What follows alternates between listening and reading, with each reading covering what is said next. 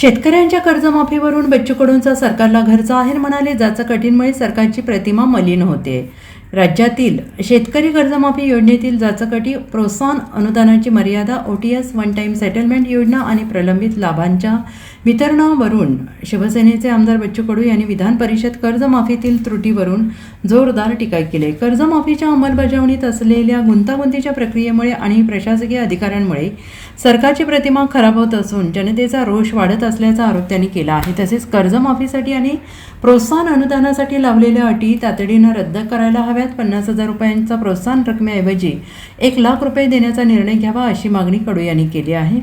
नियम 260 अन्वये कर्जमाफीच्या अनुषंगाने विधान परिषदेत उपस्थित चर्चेत बोलताना कडू यांनी OTS योजनेबाबत संभ्रम असल्याचं सांगत त्यांनी सरकारकडे स्पष्ट भूमिका मांडण्याची मागणी केली आहे.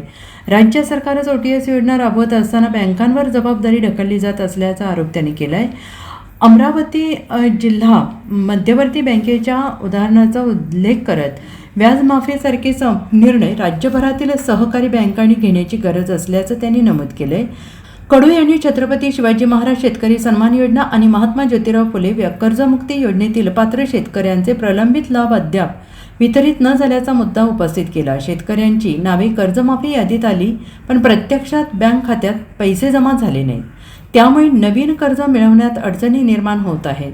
काही शेतकऱ्यांना न्यायालयात जावं लागलंय. सरकारने याबाबत भूमिका स्पष्ट मांडावी अशी मागणी त्यांनी केली आहे.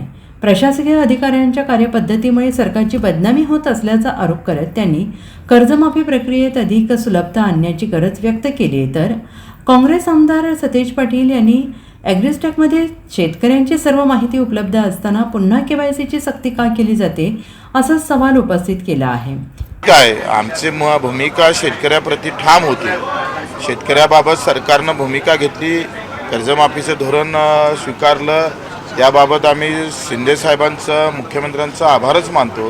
परंतु काही उणीव आहे ज्याच्यामुळं विनाकारण सरकार बदनाम होतं. ते बदनाम होऊ नये. तुमच्या उत्तरात, सहकार मंत्र्यांच्या उत्तरात ते आलं पाहिजे.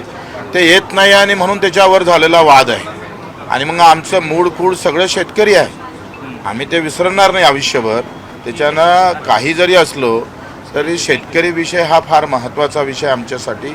आमच्या रक्तातून, धामणीतून जे काही निघण ते अखेर शेतकरी आणि दिव्यांगाचा आवाजच निघेल, त्याच्याबद्दल दुमत नाही.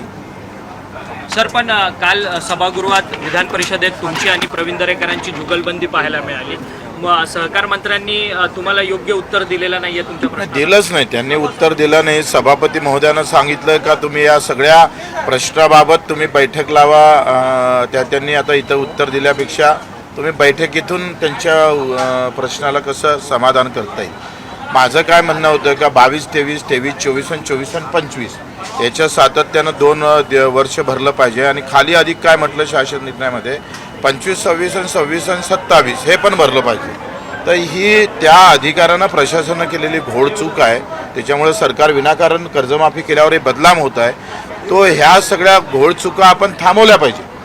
ही भूमिका आम्ही सभागृहात मांडत होतो. तेव्हा प्रवीण जे आले ते म्हणून तुम्ही काहीतरी तुम्ही ते काय पाळत नाही नियम वगैरे काय सभागृहातले, त्याबद्दल ते बोलले. ते त्यांचा विषय आहे.